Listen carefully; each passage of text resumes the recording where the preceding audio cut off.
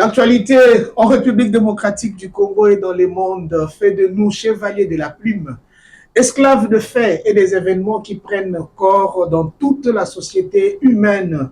C'est encore au nom de l'actualité que nous nous retrouvons sur ces plateaux de Place à l'invité sur Télé Plus pour recevoir un Congolais de taille avec qui nous allons effectivement analyser, décrypter les derniers événements sociopolitiques dans notre pays. Comme vous le savez fort bien, l'actualité reste encore dominée par cette sortie médiatique de l'ancien président de la République, Joseph Kabila Kabange, lui qui s'est entretenu avec ses proches, les membres du Front commun pour la nation.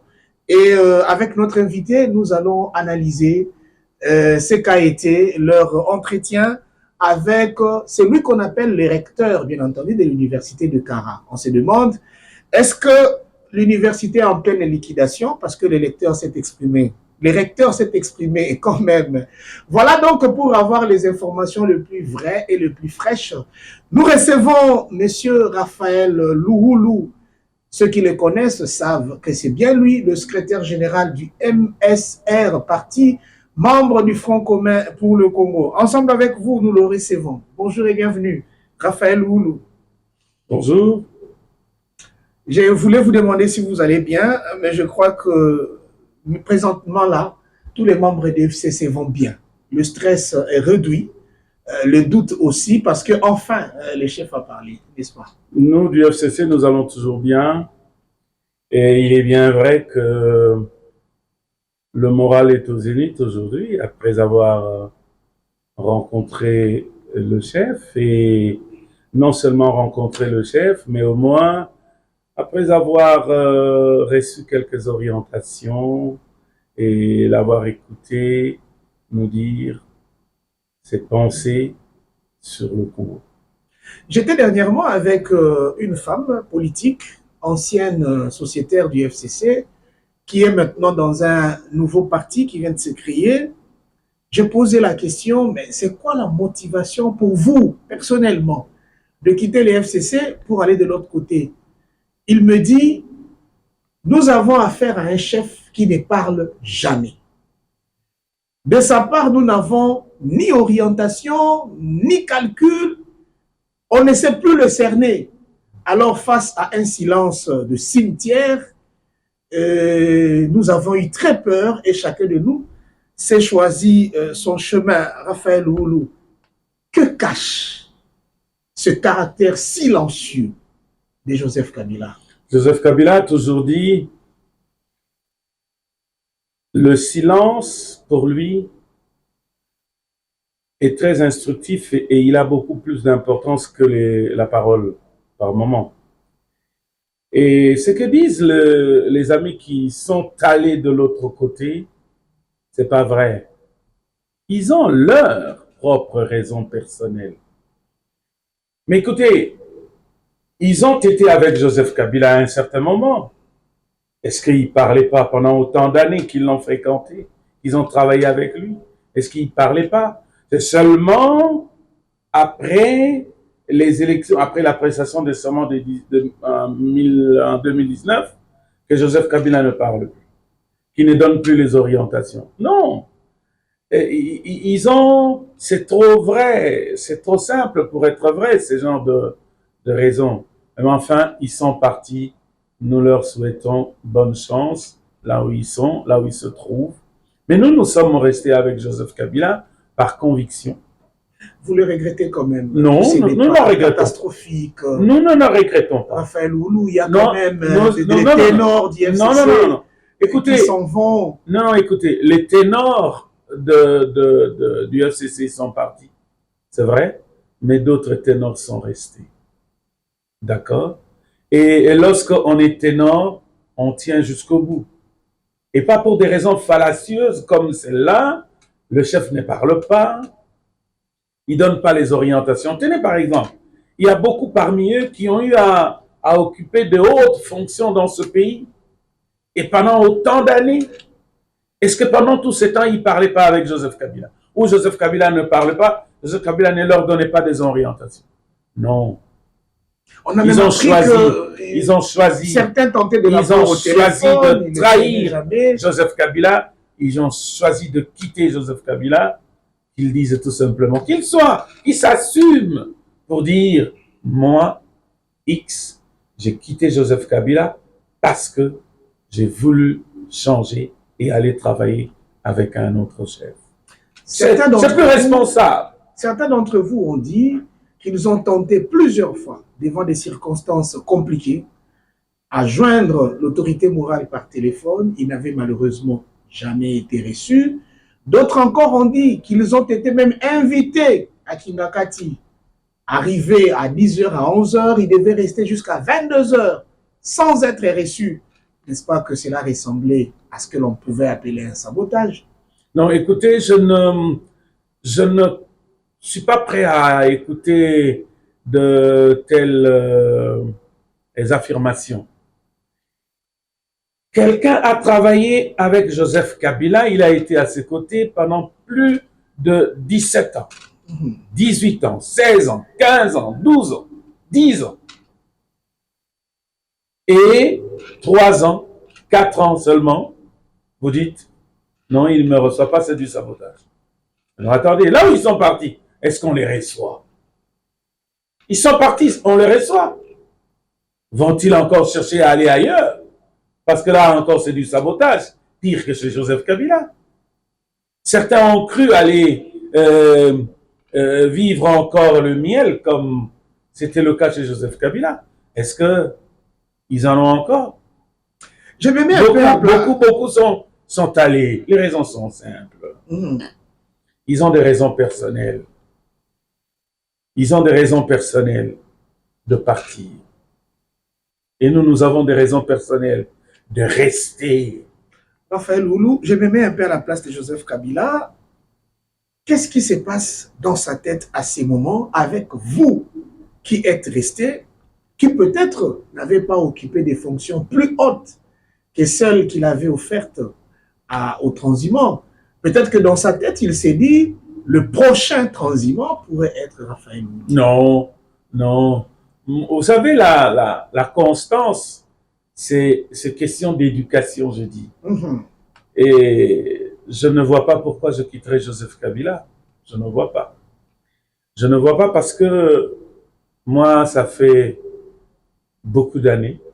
Certes que je n'ai pas eu des fonctions assez grandioses, comme mais vous le dites. Étiez au cabinet. Oui, j'étais conseiller principal. Effectivement. J'étais conseiller principal, oui.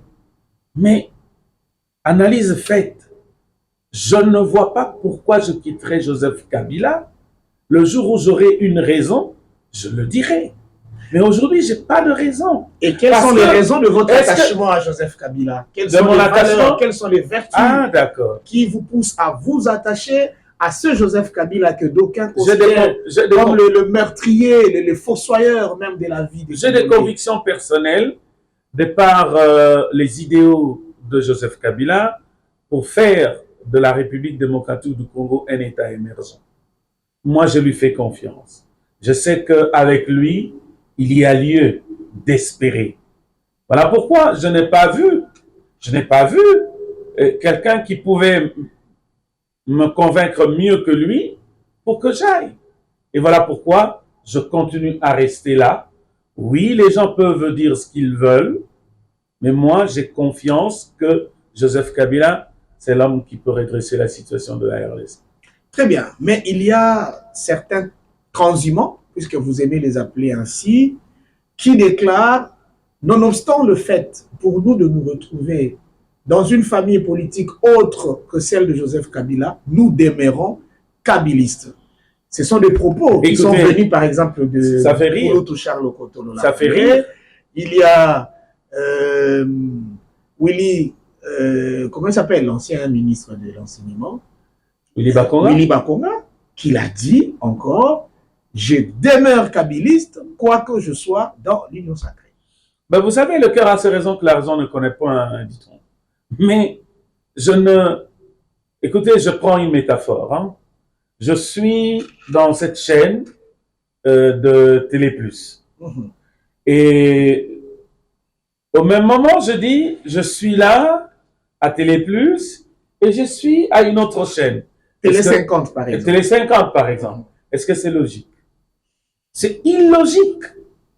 C'est illogique. Et nous sommes ici dans un domaine de conviction profonde, d'idéologie. Est-ce que je peux être dans l'idéologie X tout en étant de l'idéologie Z? Non. Les amis ou les camarades n'arrivent pas à s'assumer. Lorsqu'on s'assume, on opère un choix, il faut s'assumer et dire, je quitte parce que moi, X, Y, Z, je quitte pour raison 1, 2, 3, et je suis là, je ne suis plus ici. Bien. Arrêtons de dire, de créer cet amalgame, je suis kabyliste, et je suis tshisekédiste. Non, écoutez, j'aime bien l'analyse faite par le professeur Njoli un jour. Il avait dit, quelqu'un qui pendant 10 ans est kabyliste pur et dur, et au bout de 2 ans, 3 ans, il devient tshisekédiste à 100%. Quelque part, il y a un mensonge. Quelque part, l'homme est en train de tromper. Il se trompe soi-même d'abord, il trompe tout son entourage, et il trompe le chef qu'il prétend aimer travailler avec lui. Je connais encore quelqu'un d'autre qui a été avec Joseph Kabila. Moi, je le connais parce qu'il était mon chef. Il était avec Joseph Kabila. C'était lui notre chef. Et puis celui qui allait rencontrer le chef, Joseph Kabila à l'époque, et qui revenait nous donner des orientations venant de chef. Et maintenant il dit, nous étions avec lui, il n'y avait aucune orientation, il ne nous donnait pas de directives. Voilà pourquoi j'ai préféré partir là où je parle facilement avec le chef. Mais je regarde la personne dire, et la personne que je connais être mon chef, avoir été mon chef, quand nous étions tous ensemble chez Joseph Kabila, dire ça, je dis, le monde à l'envers. Vous savez, les gens ne sont pas honnêtes, les gens ne sont pas sincères. Et moi, je dis toujours, les mêmes personnes qui aujourd'hui accourent vers Félix Tshisekedi, parce qu'il est président de la République, au motif qu'ils vont aller l'aider, ils vont le soutenir, l'accompagner dans sa vision, qui ne savent même pas définir cette vision-là, dans sa vision pour le Congo, c'est ce qu'ils disent. Moi, je dis, il y a trop de menteurs et de flatteurs. Et si le chef de l'État, Félix Tshisekedi lui-même, ne sait pas s'en rendre compte, c'est bien malheureux. C'est bien malheureux parce que 10 ans avec Joseph Kabila, oui, c'est le chef, c'est éclairé. Vous savez, il y a beaucoup qui ont écrit même des livres. Beaucoup qui ont fait des déclarations. Pourquoi j'ai du genre, Joseph Kabila, comme si Joseph Kabila était un repas copié de foufou et pas. Mais aujourd'hui, ils sont rassasiés, ils sont allés manger quoi? Les légumes? Non. Il y a des gens qui ne sont pas honnêtes dans la vie. Il y a des gens qui ne sont pas sérieux dans la vie. Il y a des flatteurs. Et puis, si c'est comme ça qu'on doit aller flatter aussi le président Félix Tshisekedi, et si lui, prions qu'il le comprenne, si leur prête oreille, alors c'est lamentable. Enfin, Loulou, peut-être pour passer cette longue introduction, vous avez parlé tout à l'heure d'un collègue qui était votre chef. Je ne sais pas si je vais parler de la même personne, mais du moins c'est un départ scandaleux, un départ très étonnant de celui-là qui était avec vous dans le cabinet de Joseph Kabila. Il était même directeur des cabinets adjoints. Alors je vous pose la question, puisqu'il a transhumancé, quel est ce conseil que vous pouvez prodiguer à la personne de Jean-Pierre Kabila devant la caméra? Jean-Pierre Kabila a traversé aussi. On a appris. Je lui dis tout simplement, c'était un ami, c'est un ami, c'est un collègue, il était chef. Je lui dis, mon cher Jean-Pierre Kabila Kankwende, c'est son nom. Voilà que je connais tout ce nom. Vous avez opéré un choix, vous avez écrit même des livres. Vous vous souvenez, vous et moi, nous avons écrit beaucoup, nous avons pondu beaucoup d'écrits sur Joseph Kabila, sur certains textes. Mais vous êtes un homme de conviction. Peut-être vous avez d'autres convictions que vous n'avez pas eues du temps où on était avec Kabila. Vous les avez aujourd'hui, je comprends. Et l'illumination peut venir même après. Mais au moins, tâchez de rester sincère et franc. Ce que nous avons eu auprès de Joseph Kabila, reconnaissons que nous avons fait quelque chose à ses côtés et que lui a fait quelque chose pour nous, pour le Congo. Et pas aller raconter que vous ne le voyez pas, que vous ne receviez pas les orientations. Je vous souhaite bon vent là où vous allez. Jean-Pierre, merci.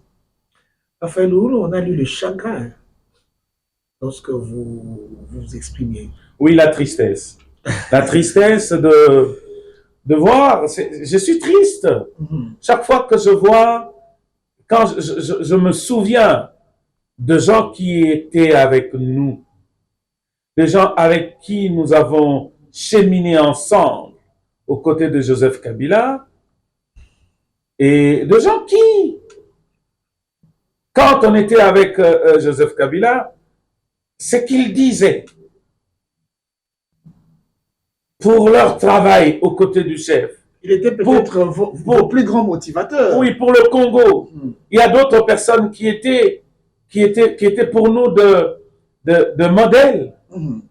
Mais aujourd'hui, quand c'est eux qui doivent partir pour être inféodés, tel que je le vois aujourd'hui, petits dans leurs chaussures, je dis, est-ce qu'on peut croire encore en une personne? Est-ce qu'on est-ce qu'on a encore de modèles? Est-ce qu'on a encore des repères? Très bien. Je suis tout simplement triste et je manque de mots au risque de ne pas de dire certaines choses qui ne seraient pas bonnes. Je dis tout simplement bonne chance dans le choix qu'ils sont en train d'opérer. Soyez consolés, Raphaël Loulou. On parle à présent de la rencontre de Kinga Kati. Vous étiez bien présent. Nous avons vu votre photo qui circule. Malheureusement, on n'a pas pu la voir ici au niveau de la régie. Après la rencontre avec tout le monde, c'est un Raphaël Loulou qui se retire avec Joseph Kabila, qui prennent quelques bonnes minutes en train d'échanger. Quelqu'un me dira même, savez-vous, lorsqu'on a voulu vous nommer Adolphe Mouzitou Premier ministre, il y avait des signes. Kabila l'amène au lac Kivu, il pointe du doigt à l'horizon, il lui explique des choses, on dit, celui-ci, le chef a pris beaucoup de temps à parler avec lui, certainement, ça sera lui le chef de file.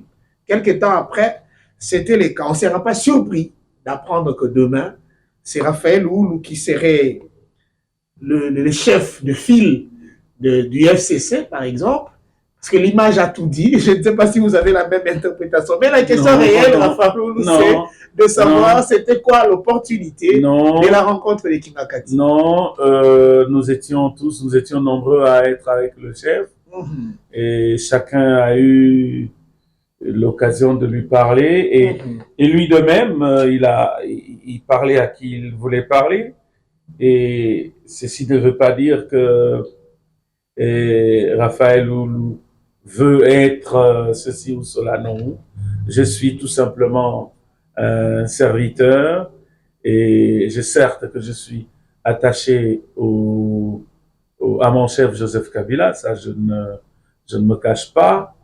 Et j'ai toujours c'est pas la première fois, j'ai toujours de choses à échanger avec lui. Et je ne vois pas. Les gens font trop d'interprétations autour de photos. Vrai, faux, je ne sais pas. La nature peut-être nous le dira.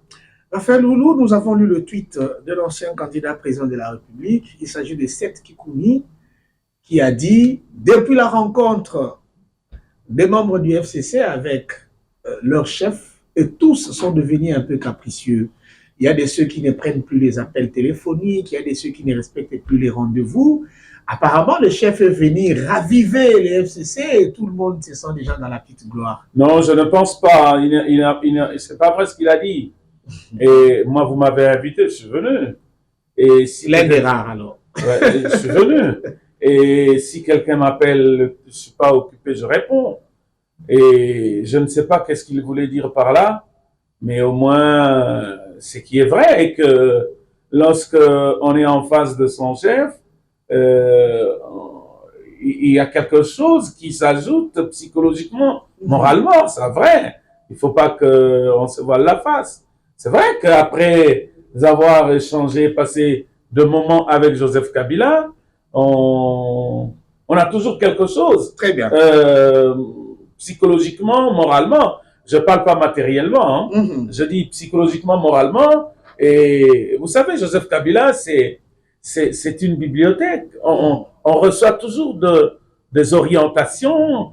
Il nous ouvre les horizons. Et quand vous parlez avec lui, vous sentez c'est quelqu'un qui connaît. C'est quelqu'un qui aime le Congo. Au moins, il nous transpose l'amour du Congo. Il nous transpose la manière de nous consacrer, de travailler pour le Congo, de nous sacrifier, voilà, pour le Congo. Et voilà pourquoi il nous demande de résister à cet élan dictatorial qui est en train de s'installer petit à petit. Et j'ose croire, quand on est avec Joseph Kabila, on est du bon côté de l'histoire.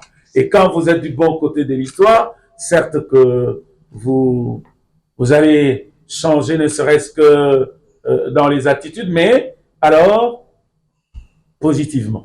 Je comprends que vous vous disputez maintenant avec le pouvoir le concept de bon côté de l'histoire, parce que les autres pensent qu'ils sont dans le bon côté. On peut même leur donner raison parce qu'ils dirigent, ils gèrent, ils sont dans les affaires. Vous, vous êtes au chômage, vous êtes du bon côté de l'histoire. Dieu seul sait. Raphaël Loulou, ceux qui savent, ceux qui ont vu en image votre rencontre avec Joseph Kabila, aimeraient en connaître En fait, aimeraient avoir des informations sur ce qu'a été vos échanges. Certainement, vous avez posé des questions à l'autorité morale auxquelles il a répondu grâce à vous. Les Congolais pourraient être fixés de ce qu'a été l'essentiel de cette rencontre. Parlons par exemple de la rupture entre le FCC et les CACH. Les raisons évoquées sont diverses. On parle de tout et de rien. Selon Joseph Kabila, c'est quoi le moteur? C'est tout simplement quand on n'a pas voulu respecter la Constitution. Parce que vous savez, à l'issue des élections de 2018, il y a eu la majorité présidentielle et la majorité parlementaire qui s'était dégagée. Et la majorité, le président de la République, Tshisekedi, ayant remporté les élections, n'avait pas la majorité parlementaire avec lui. La majorité parlementaire était du côté de Joseph Kabila. C'est ce qui forcément a amené la coalition. Mais lorsque dans la coalition, le président de la République, qui avait toutes ses prérogatives présidentielles et constitutionnelles, et pensait se laisser un peu dire, ou des gens autour de lui disaient que le président se laissait piétiner aux pieds par le FCC, il y avait là quelque chose qui n'allait pas. Parce que il n'y a pas un membre du FCC, à ma connaissance, qui était dans le gouvernement de coalition sous Félix Tshisekedi, qui brûlait la politesse au président de la République. Surtout que Joseph Kabila nous avait dit que Félix Tshisekedi était le président de la République et qu'on devait le respecter. Et voilà pourquoi vous ne sentez pas un membre du FCC dire que Félix Tshisekedi n'est pas président. Nous, du FCC, nous reconnaissons que Félix Tshisekedi est président de la République parce que notre autorité morale nous a dit de le respecter, c'est lui le président, lui, Félix Tshisekedi. Mais quand les gens de son camp politique commencent à intervenir abusivement pour dire que le FCC était un blocage, qu'il fallait les faire partir, etc., etc. Et on a commencé à avoir un élan un peu pour dire que c'est notre affaire, c'est notre chose, ça nous appartient, et que vous êtes là, vous ne savez rien dire et vous devez vous taire. Ça sentait déjà très mal. Et lorsque on est arrivé à la désignation de deux juges de la Cour constitutionnelle, on a envoyé le ministre Ilunkamba, le premier ministre Ilunkamba à Lubumbashi. Après lui, c'est le vice-premier ministre qui va contresigner la décision. Or, la Constitution ne dit pas ça. C'est une violation de texte. Devrions-nous laisser cela sans faire voir au président de la République que là, on a violé la Constitution? Parce que vous savez, et c'est ici l'enseignement de Joseph Kabila. Tout faire pour respecter la Constitution. Joseph Kabila, à qui on prêtait l'intention de briguer un troisième mandat, depuis ce temps-là, il avait dit qu'il ne briguerait pas le troisième mandat, qu'il respecterait la Constitution. Et il l'a fait. Et voilà, lorsqu'il fallait aller à la cérémonie de prestation de serment de ces juges, le président du Sénat, la présidente de l'Assemblée nationale, légaliste, et d'autres personnalités du FCC n'ont pas voulu partir pour cautionner la violation de la Constitution. Le camp du président Tshisekedi avait trouvé que c'est du sabotage. Mais non, il n'y a pas de sabotage lorsqu'on viole la Constitution. Vous comprenez? Parce qu'il y a un contrat que nous avons avec les générations futures qui demanderont, papa, pépé, à cette époque-là, vous aviez cautionné. Tout à fait. Ce que vous appelez un mal. Voilà. C'est le point de départ, c'est là. Et quand eux-mêmes ont dit il fallait rompre, nous, FCC, nous avons accepté de rompre. Nous avons accepté, et vous n'avez jamais vu un membre du FCC